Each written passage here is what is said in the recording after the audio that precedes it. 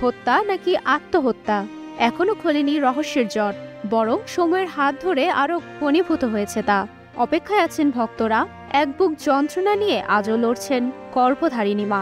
3 দশক ধরে সবার আশা শুধু একটাই, ন্যায় বিচার। মামলায় প্রধান আসামি সালমান শাহের স্ত্রী সামিরা হক। এছাড়াও অভিযুক্তদের তালিকায় রয়েছেন ব্যবসায়ী আজিজ মোহাম্মদ ভাই, লতিফা হক লুসি, চলচ্চিত্র খলনায়ক ডন সহ মোট 11 জন। এজাহারে উল্লেখ আছে আরও কয়েকজন অজ্ঞাতনামা ব্যক্তির নামও। হত্যা মামলায় 8 নম্বর আসামি এক বিউটি পার্লারের স্বত্বাধিকারী রুবি সুলতানা।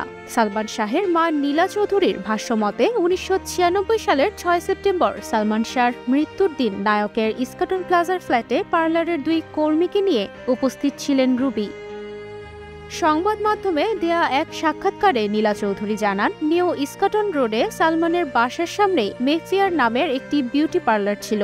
রুবি ও তার চীনা সাবেক স্বামী এটি পরিচালনা করতেন।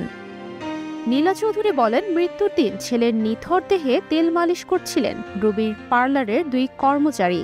সেই রুমে তখন সালমানের স্ত্রী সামিরার সঙ্গে রুবিও উপস্থিত ছিলেন। এদিকে 2017 সালে ফেসবুক লাইভে এসে বিউটিশিয়ান রুবি প্রকাশ্যে সবার উদ্দেশ্যে স্বীকারোক্তি দিয়ে দাবি করেন সালমান শাহ আত্মহত্যা করেননি, তাকে খুন করা হয়েছে। খুন করেছেন সালমান শাহর স্ত্রী সামিরা ও তার পরিবার। সালমান শাহ আত্মহত্যা করে নাই, সালমান শাহ খুন হয়েছে। রবির ভাষ্যে শিল্পপতি ও সাবেক চলচ্চিত্র প্রযোজক আজিজ মোহাম্মদ ভাই সহ ডনও সামিল ছিলেন এই হত্যাকাণ্ডে। ঘটনার রাতে ডনের জন্য দরজাও খুলে দেন রুবি।